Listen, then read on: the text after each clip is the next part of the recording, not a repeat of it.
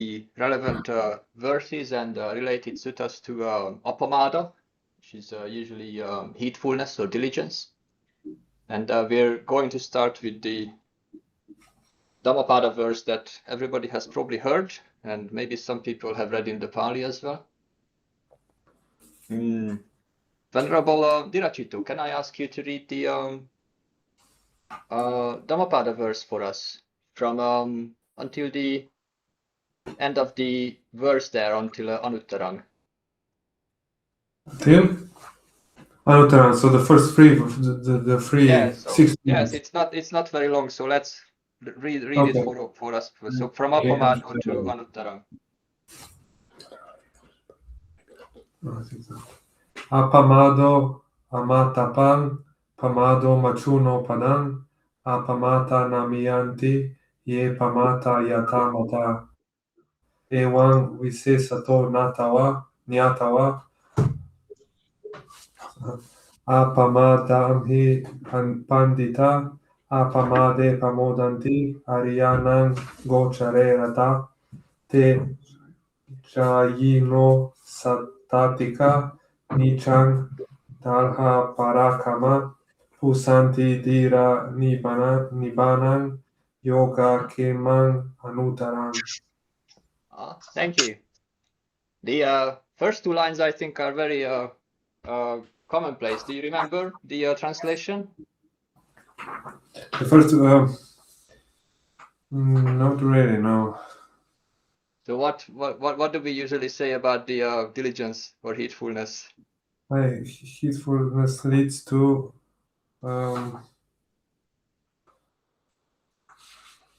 it's either some kind of path or it's some kind of state. To a deathless state. That's right. And the opposite? What about the opposite? Heedlessness leads to death. That's right. Yeah, something like that. Appamata, the other one I don't know. So Appamādo is so this is the nominative. So the diligence or the heedfulness.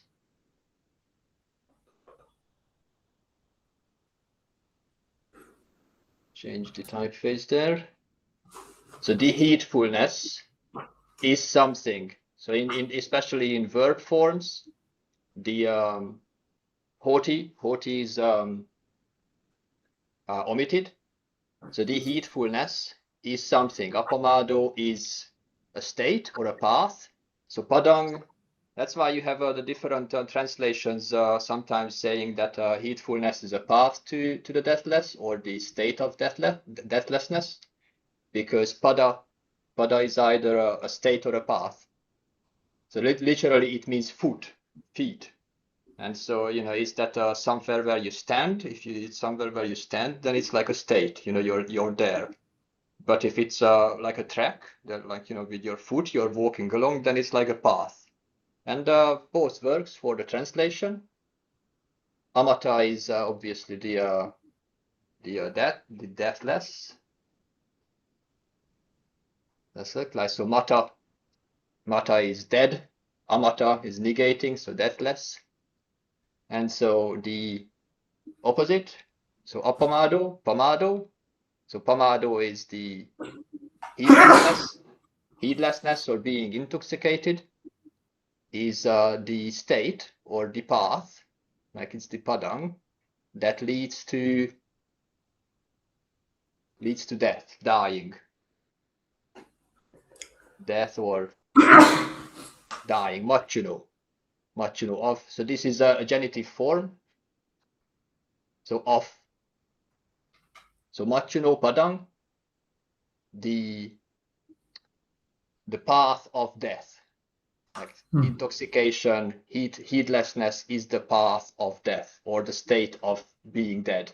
It is the state of death. Appamata in the next line is a past participle. That's why the ta ending, ta is the mark of the past participle. So you remember in English, for example, past participle forms are formed with the ed. So from developed is the past participle. So appamatta is somebody who is heedful, who is mindful. So he is developed a heedfulness, and they are doing something. They are not miyanti. They do not die.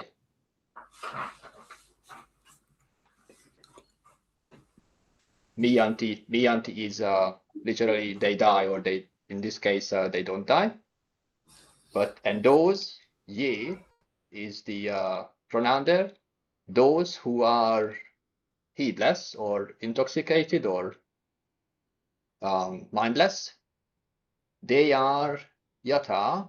They are like, yata is always a comparison. They are like already dead. Mata is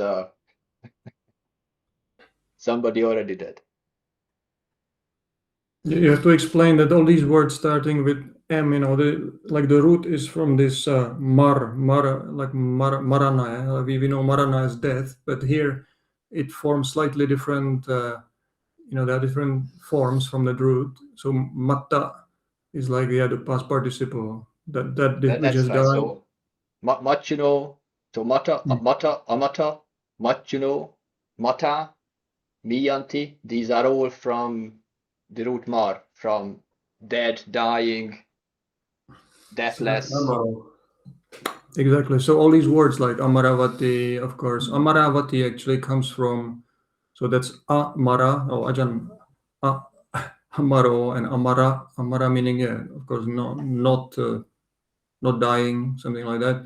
Vati, it's actually a long E, so one should pronounce it correctly. Amaravati. There is a famous place in southern India called Amaravati.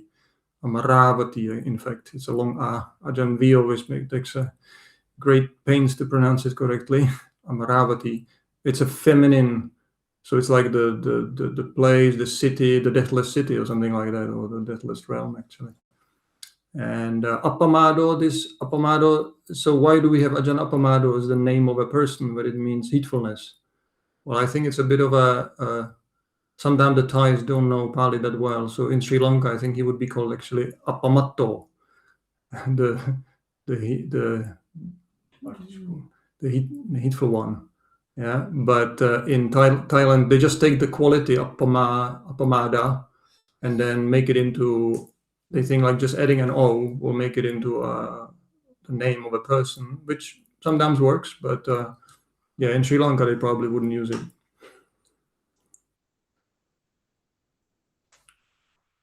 Yes, and to go back to the pamatta appamada, it's useful to note the root is mud, which is mad or ink. It's strange, how the similar forms in English are connected with being mad or intoxicated. I would love, somebody with a linguist background to say that maybe is this literally the same root? Yeah, it is. It's majati. It's like being mad means like you're intoxicated and you kind of get mad. That's an Indo-European root. This one. Oh, that's excellent. Okay, do you want to continue with the next two verses, Ajahn Gavesako? Okay. Evang visesato nyatva appamadam hi pandita. So evang visesato nyatva. Thus evang, nyatva, having known, having realized, having known. And now visesa is a kind of distinction, like sometimes it's used in the sense of like realizing some special state in meditation, visesa. So having seen like either clearly or something like clearly, the special distinction in appamada. So appamadam here is locative. It means in something. I think this punctuation here is what I copied from Sutta Central, but I think it's not helpful this way. No. Because maybe it would be more helpful to put the punctuation like this, that visesato is seeing, knowing clearly about Yeah, it's about basically Appamādo. It's about the heedfulness, or with respect to heedfulness, because sometimes the locative is used in that way. So it's knowing this kind of special quality maybe of heedfulness, Appamādaṁ. And then Pandita means like those who are wise, the Pandits, those who are wise, they delight, pamodanti, they delight in Appamāda, in heedfulness. Yes, the sentence. And then to that Ariyanam Gochare. So this here again at the end of one sentence clause. So the wise, they delight, pamodanti, they delight or they enjoy in the heedfulness, in the diligence. And then next sentence is with Ariyanam, which is, so the Appamāda, which is interesting. Exactly, it's continuous. It's kind of, the grammar is not like prose, so you have to be kind of skipping. So they are rata, meaning they are delighting in. Pandita are rata. Rata is from rati, or being also delighted. So they are like delighting in the like the sphere of the noble ones. Gochara is the sphere, or the domain of the noble ones. It's gochare, so it's gochara, which is like a cow field, literally, but meaning domain or sphere, with meaning that this is the area of your activity, like in the way how the cows are limited to the field that they are roaming in. That similarly the domain or the sphere of the noble one is a certain area, and so that's the gochara. So they delight in that area where they practice diligence. And so to finish, so te jaino satatika. So we are talking about the noble ones. So this relates to the Ariyanam. They are consistently, perseveringly, they are meditating. Jaino, jayati from, well, literally, so Ajahn Thanissaro likes to always take it as they are absorbed in jhana, but the more commonplace meaning is perhaps better here, that they are meditating. They are consistently, they are always meditating. Nityang is, here it's always with dalha, parakkama. Dalha is firm. You perhaps remember it from the Vinaya term, dalikamma, as a firming up kamma. So firmly making effort. This one comes from sati, or no? Satatika is, he was asking if satatika somehow comes from sati. Of course, because it's a long sata, then it couldn't come from sati. It's a different word. No, satatika is from, so satata ika. So this is satata ika, where ika is the particle that creates a person who is doing something, somebody with that quality. And so someone who is persevering, someone who is consistent. And then pusanti dira nibbanam, yoga kemang anuttaram. So pusanti is, you recognize it, it's a touch, literally, but it also means to experience. So you recognize anti, so they experience, so we're talking about the noble ones again. Dira is again the noble ones who are the wise or the intelligent. So they experience cessation or extinguishment, they experience Nibbana, which is, so in English you would connect the two clauses, which is the Nibbana, which is the Kema is a safety, Yoga is a bondage or attachment, but here the way you have to combine the compound is a safety from. It's the safety from bondage or attachment, and Anuttarang is qualifies this particular kind of refuge, meaning that it's the highest or incomparable.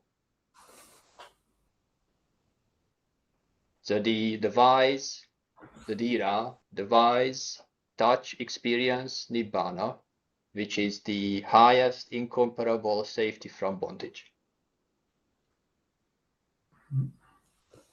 Yeah, Uttara is like the above something or higher. Anuttara is the opposite. So that which doesn't have anything higher. That's right. Quite good like this. Okay, let's continue. So the next one is prose form, perhaps easier to parse. Who can I ask to read? Ajangavisako, do you have someone who would read the next one for us? Can you read at least first couple of lines? Okay, Paolo. Ekadamme Patiṭṭhitassa bhikkhave bhikkhuno panchindriyani bhavitani honti subhavitani. Katamasmin ekadamme appamade katamo cha bhikkhave appamādo ida bhikkhave bhikkhu cittang rakkati asavesu chasasavesu chadammesu. Let's stop there. This is a Venerable Chagadammo. Who is reading for us? No, Paolo. That's Paolo. Paolo, I see. You could guess the good Italian pronunciation, you see. Good. So, Paolo, do you recognize any of the words here from the beginning? So,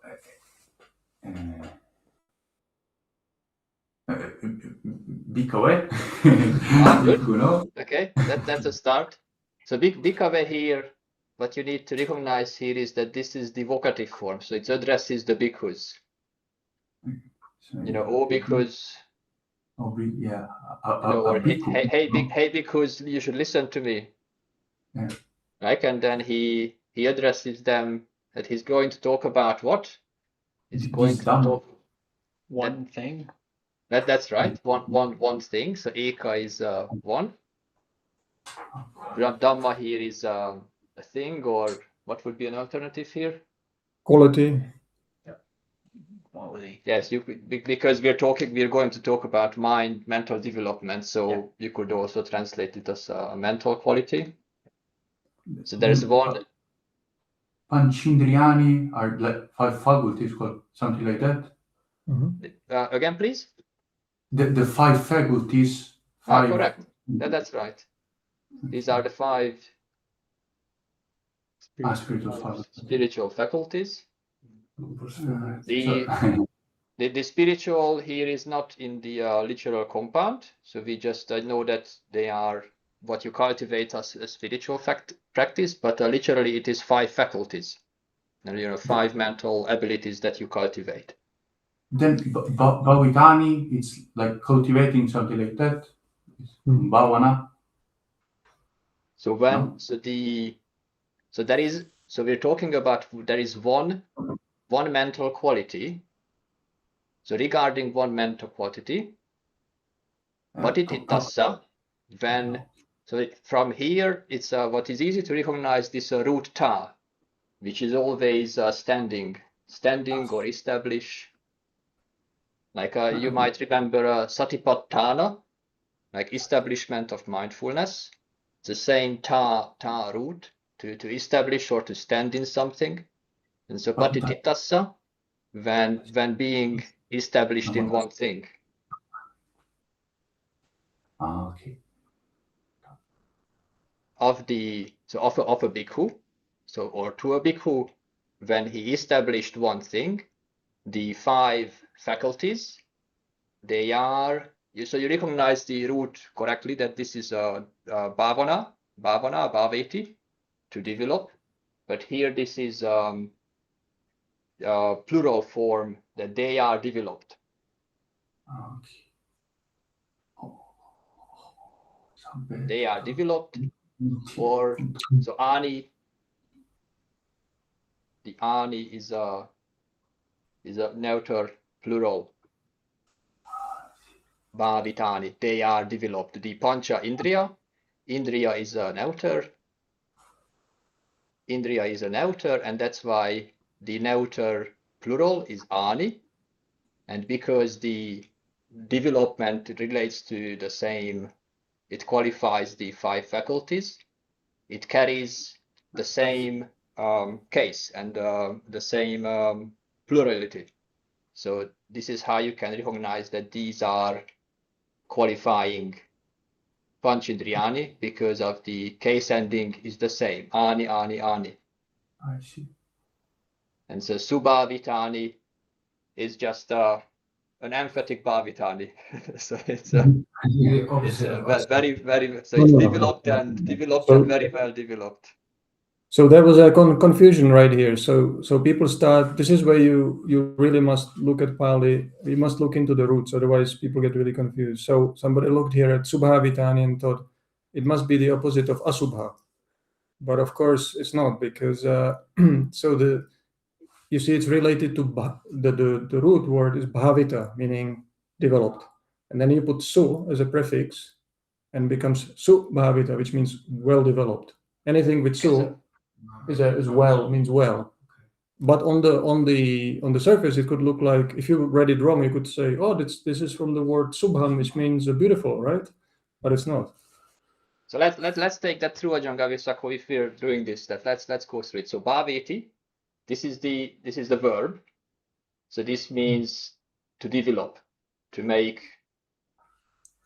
develop, because it's a causative. So from bhaveti, the past participle Would be bhavita. Bhavita, you recognize it from the ta ending. So that means developed. So something that is developed. And so you see here, this is the past participle form here. They are developed. It's bhavit. So you have the ani ending because it relates to a plural neuter verb, neuter noun. And so the case ending will relate to the Panchandriyani, and so it gets the same plurality and the case ending. Yes, and then let's add the su. So we have su, bhavitani, and su here is well developed. And now you can see how that compound makes sense. Exactly. And still, to go back to the structure of that sentence, so the way to read it again, you always have to kind of have a kind of preliminary glance at the structure of a sentence to kind of make sense of it. So the way to read it would be, so bhikkhave is the vocative, you're addressing the bhikkhus, and then you see that the first half of the sentence is ekadamme patiṭṭhitassa bhikkhuno. So we are talking about a bhikkhu, or talk in terms or with regard to a bhikkhu who is established in one mental quality, right? So you have to read it like this. Patiṭṭhito bhikkhu would be the nominative. So the monk is established. And established in what? In one quality, ekadamme. But then patiṭṭhitassa is a genitive or a dative. So it means of the monk, or we are talking about the monk. It agrees with Bhikkhu, no? Exactly. Okay, so talking about this monk who is established in one quality, and then we read further, the 5 mental spiritual faculties are developed. Translate for us quickly, please. Katasming ekadhame, in what one quality? And the answer is Appamāde, so that's the locative. So it's being established in what? In heedfulness or diligence, yes. And then what, because is diligence, heedfulness. What, is Appamāda. And here, because the monk chittang rakhati, he guards the mind. Asave sucha dhammesa. So he guards the mind, and this is a locative again, but you can translate it as with regards to, or in the presence of the taints, the mental taints, and things that are kind of tainted things, you could say. Sasava means asava, things that are connected with the taints, mental effluence or taints or whatever. So asavas are the tainted. Like defilements is another word for, let's say, usually mentioned. The literal meaning is something that flows. Outflows. And that's why Ajahn Thanissaro prefers the translation outflows. Sometimes effluence is... or effluent. That's right. Effluent, because the asava, the literal way that word is constructed, is that something that flows out, but it's something that is like disgusting, like something that is unclean, like the pus flowing out from a wound. Yeah, canker was an old translation. That's right. From Ivy Horner's time. No, it's that's right. And so it's something that flows out, but the meaning that these are defiling, like they are unclean. And so in the modern terminology, when the modern translation is usually for a defilement or corruption or some kind of mental defilement. That's right. And are the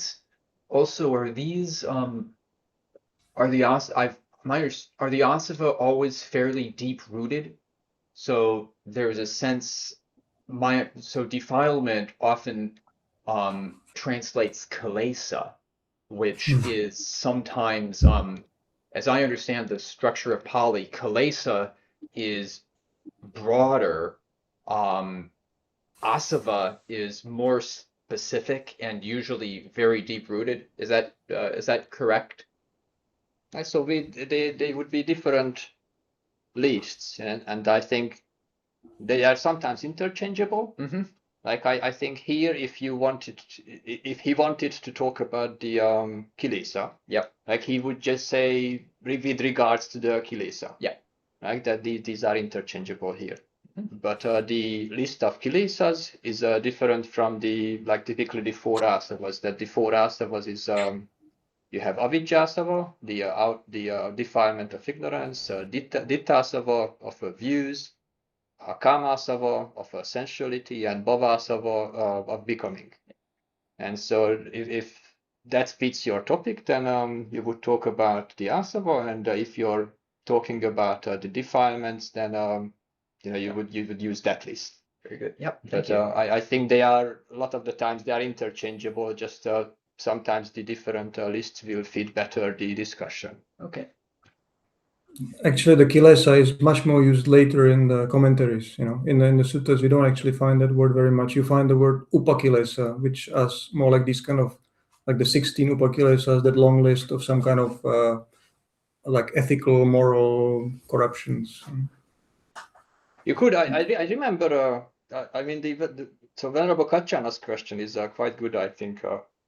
The bit between the kilesas and the asavas. I remember Bhikkhu Bodhi one time explaining, breaking down the asavas and the kilesas, and he was talking about the same question, and the way he talked about it is that the asavas maintain the kilesas, So that the Hmm. operation of the outflows, the asavas, like they are like, you know, these four, you know, ignorance, views, becoming, sensuality. These are a bit more deeply fundamental qualities of the mind rather than the kilesas could be seen as a list, like a list of examples of these. So maybe, you know, you could take it like that, that the asavas keep up the kilesas that keep you bound to rebirth and always wanting something different. Yeah. Okay. I mean, the kilesas, that list is much more detailed, like particular things like being, I don't know, arrogant, being like this, being like in interaction with other people, whereas the asavas are really the deep roots of all this. And what about Rakati? Rakati means like Oh yeah, Rakati restraint, something like that. it means to guard, like a guardian, like somebody who guards the door. Yes, but it only makes sense if you understand that Rakati is guarding the mind, not the asavas. That the bhikkhu. So here is where the cases of the nouns are significant. Is that chittang? This is this is what the verb takes. So the verb relates to this is the accusative form.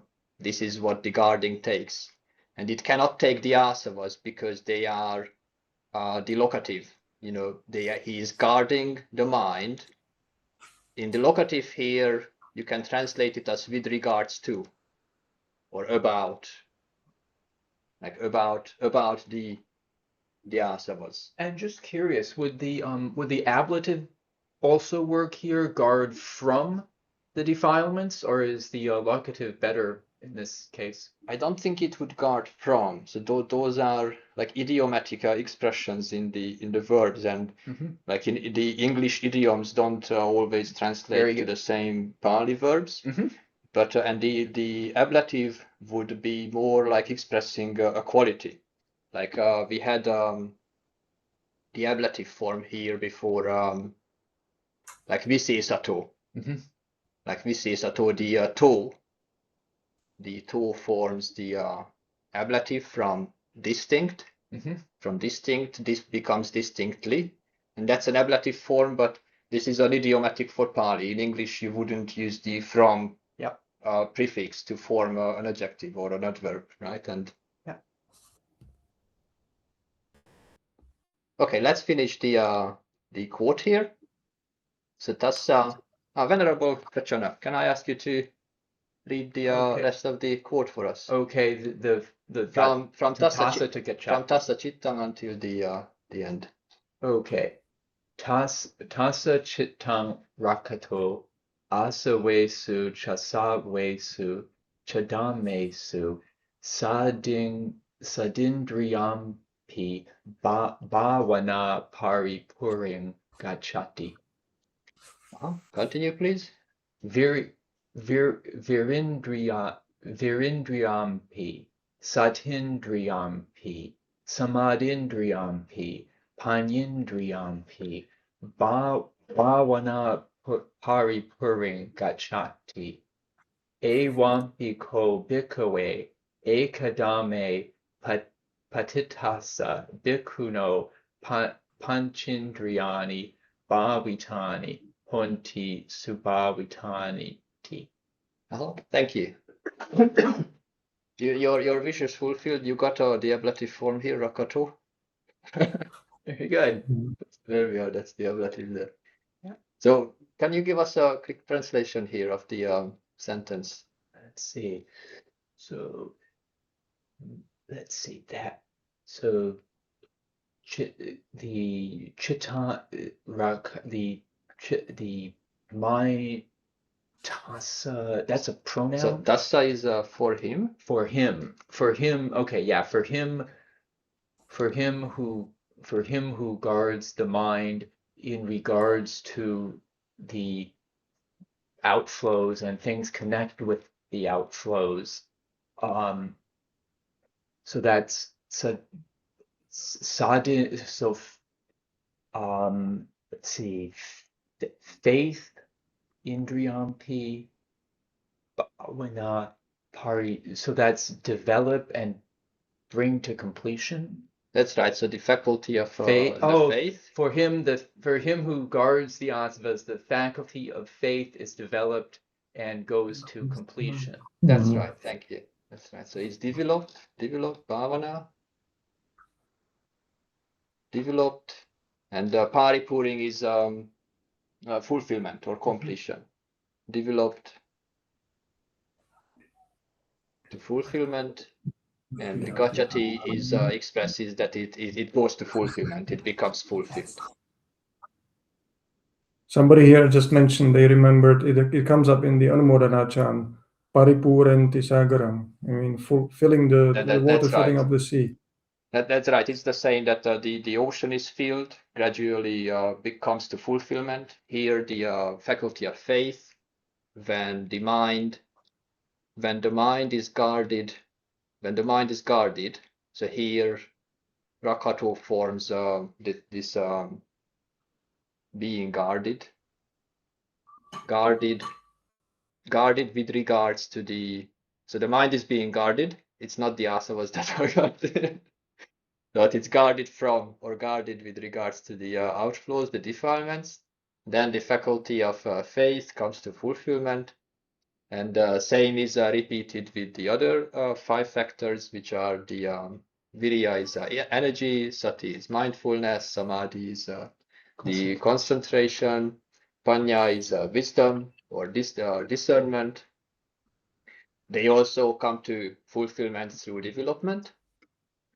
And so he summarizes that evam bhikkhu bhikkhave, that this is how bhikkhus, there is one mental quality, one quality, when the bhikkhu is well established in the 5 spiritual faculties are developed and well cultivated. That's quite good. I seem to have seen Amaravati joining us. Yes, they are there. Two of you, Meteo. Good afternoon. It's Samanera Meteo and Medjawi sitting over there.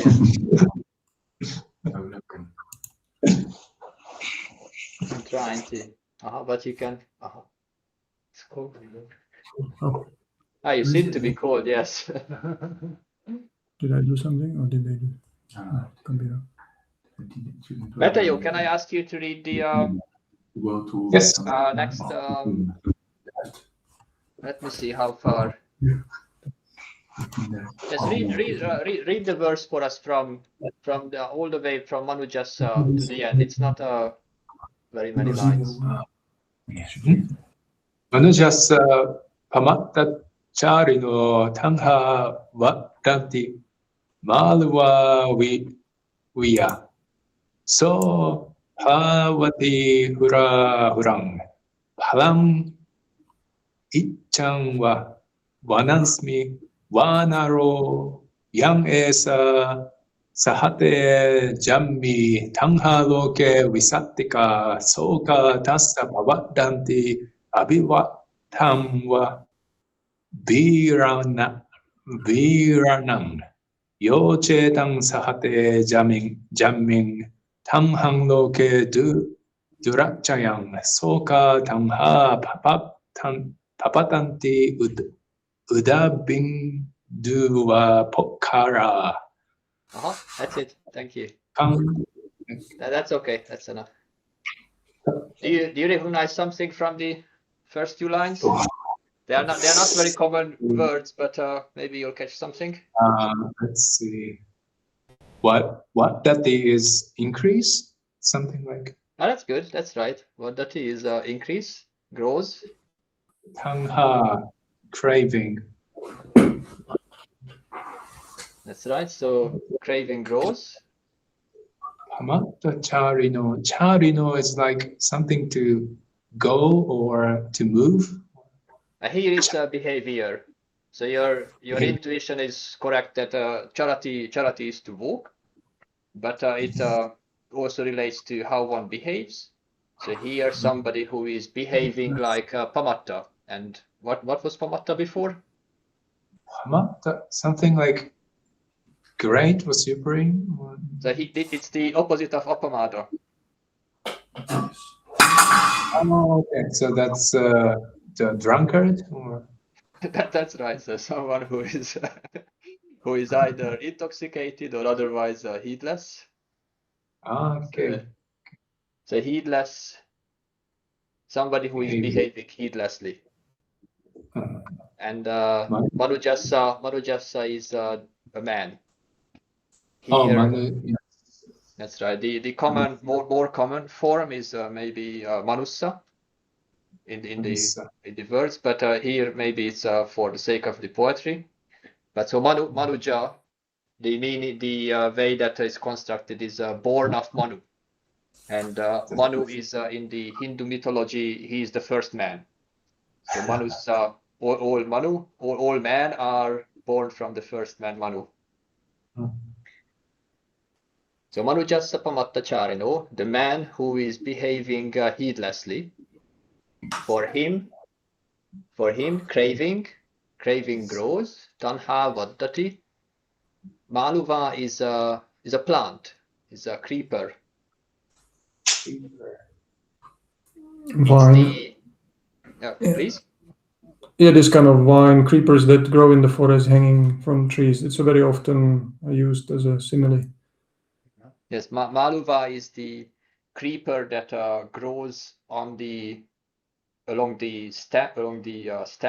trunk of the tree, and then eventually suffocates the entire tree. And so it's a common simile for craving that, you delight in this little thing that doesn't matter, and then it completely overtakes your mind later. There's a Pāli story where that is taken somewhat literally, where a tree deva a bird drops a Maluva creeper seed next to a tree inhabited by a tree deva, and she's really worried, and her friends convince her it's okay, but then it eventually grows up and strangles her tree. I think it's the deva who is happy about the creeper because it has a soft touch, and she says, oh, it has such a lovely touch, it has such a soft touch, and her friends are warning her, no, this is the seed, this is the trouble, so this is going to kill you. And the next line I find interesting word in it, because here with the Indo-European roots, in some languages they are more obvious than others, but here it says so plavati hurahuram, and he kind of like jumps or wanders from here to there. But this word plavati, it can have several meanings, like jumping, moving, swinging. But in Czech language, it means swimming. In Slovenia also. So it's probably some of these Indo-European words, like as they moved along towards the west, they slightly changed their meaning. So some kind of movement, but in Slavic languages, it means basically swimming. So swimming here and there, jumping here and there. Please continue. Palang ichhangva vanasmi vanaro. So vanara is the one word for monkey. Vanasmi is the forest. Vana. We have Ambhavana and Mahavana is the common term for like a grove, or forest. So in the forest, and then palang ichang is like desiring the fruit. So the monkey in the forest, desiring a fruit. Iva means like. He's jumping from here to there, wishing for this fruit and then the other fruit. Like this is like the grasping one branch and the other. Same image. Would you like to continue, Ajahn? Okay. Yang esa sahate jammi tanha loke visattika. So that which is, so there are these kind of strange words. Jammi, oh yeah. It's like despicable, wretched, awful. Okay. So the one who, sahati means to overcome. So the one, the one who is overcome. Here this is in if you notice the locative, then this is the locative absolute. So when it's overcome. Oh, very when good. he So overcomes. when it is overcome, esa means is a feminine. No? So the tanha, the craving, which is the wretched craving. So when this wretched craving is overcome, and the craving is described as tanha loke visatika. So this is another common description of craving, is that which in the world is like a kind of a sticky glue, which is like entangling, ensnaring you. So the craving is that in the world which like makes you stuck and ensnared in it. And then soka tassa pavadhanti. So for him, tassa, for him, the sorrows, soka, they are increasing, they grow. Soka, soka parideva. The sorrows for him grow. Abhivatang viranang, just like the like a rained on grass. That abhivata. Vata is from the same root as vasa. Vasa, the rains. Yeah. It's like the rain, like the grass that has been, like the grass that is growing in the rain. That's how that's how sorrow is growing for him.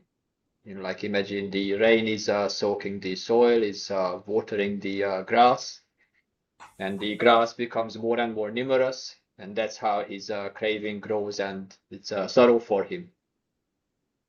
Mm-hmm. And the opposite, the teaching is given that what should we do? Yeah, yochetang sahate jamming. So the one who will this overcome this wretched craving, tanhang loke durachayang, the craving which in the world is hard to overcome. So dur achaya is like to Escape. overcome acheti. Acheti means to go beyond, literally, to move beyond. So you could say escape. And durachaya, do is hard, no? So it's hard to overcome, hard to escape. And then the one who can overcome it, soka tamha papatanti. So the sorrows from him will fall away. Tamha is the ablative here, from this person.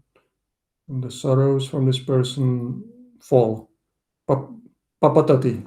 Patati means to fall down, fall off. And papatati is just another prefix. It means the same thing, to fall away. Yeah. But it's like pindapata, yeah. That same root. Patati means to fall, to drop. Yeah. So the sorrows fall away.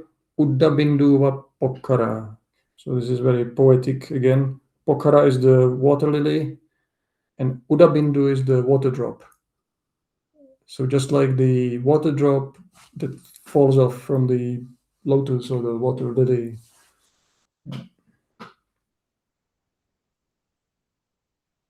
Uddha bindu. Uddha means odaka, and maybe you know the word odaka in the Patimokkha, no?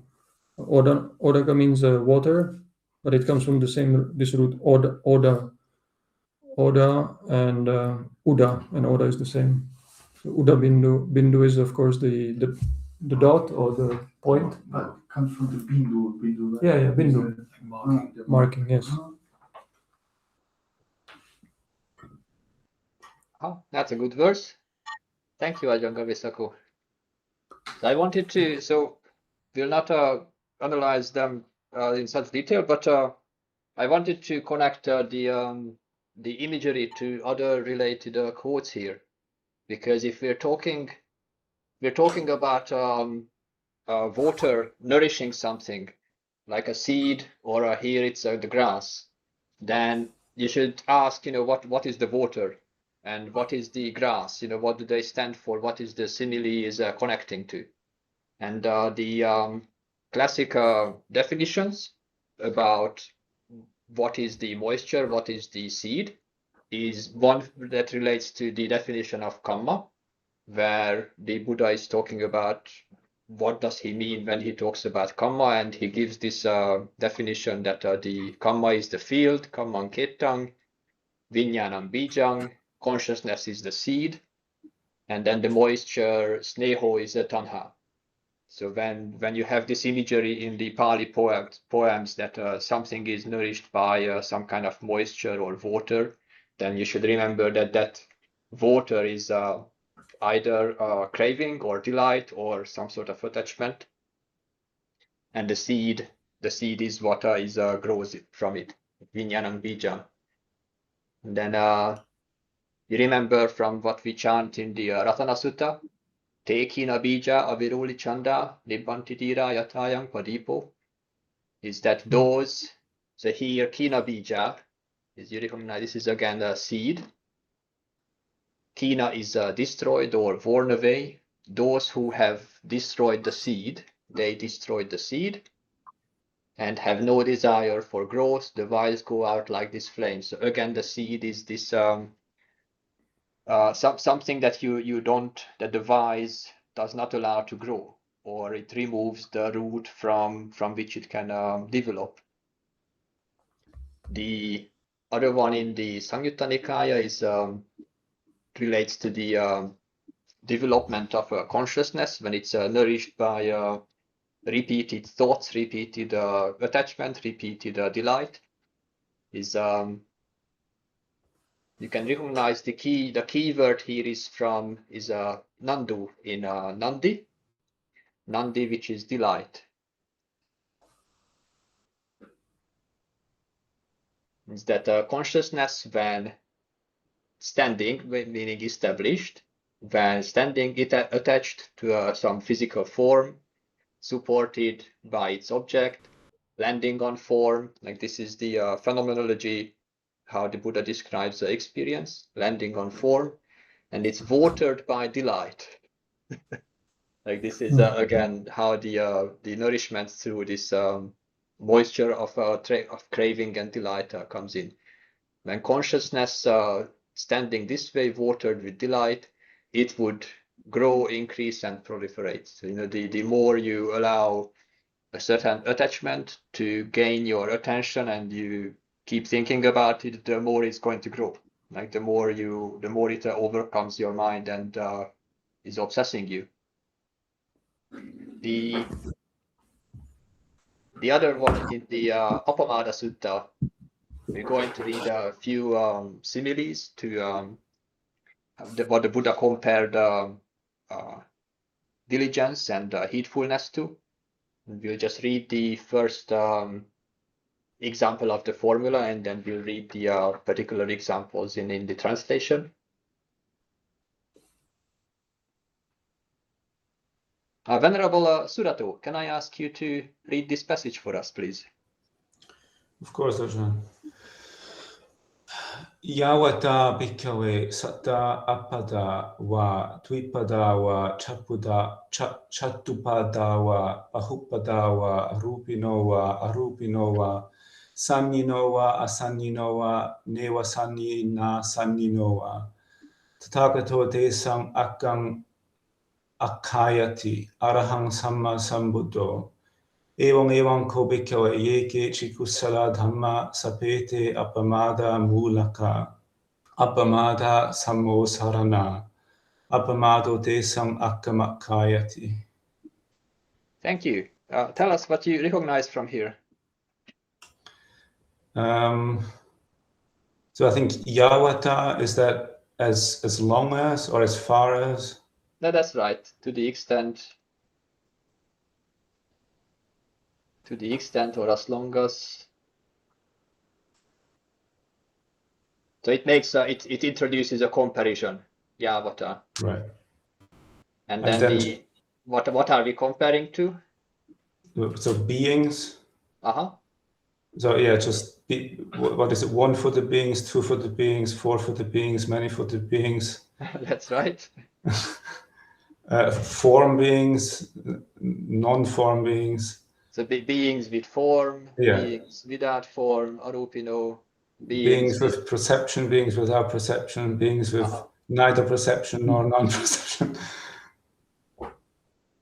So we're comparing to all these beings, and compared to them is the who?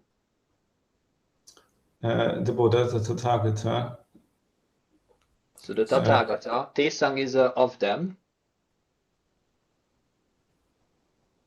I'm not sure what that word means, but I guess the greatest of all beings. Not sure what that word means.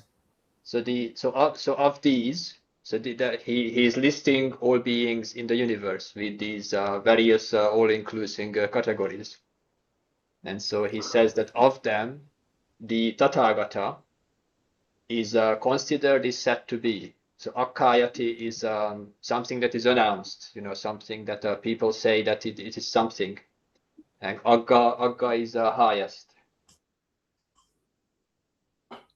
So the Tathagata is said to be, is considered to be the highest of them, because he is the Arahant and the perfectly enlightened Buddha. And so similarly, evam ko bhikkhave ye kechi kusala dhamma. So in the same way, because those wholesome mental qualities, all those who are rooted in diligence, rooted in heedfulness. So mula is a root. Appamāda, remember, this is the diligence or heedfulness. So all mental qualities that exist, they are rooted in heedfulness, rooted in diligence. They have their origin, samosarana. Convergence. They are coming together. They are united converging.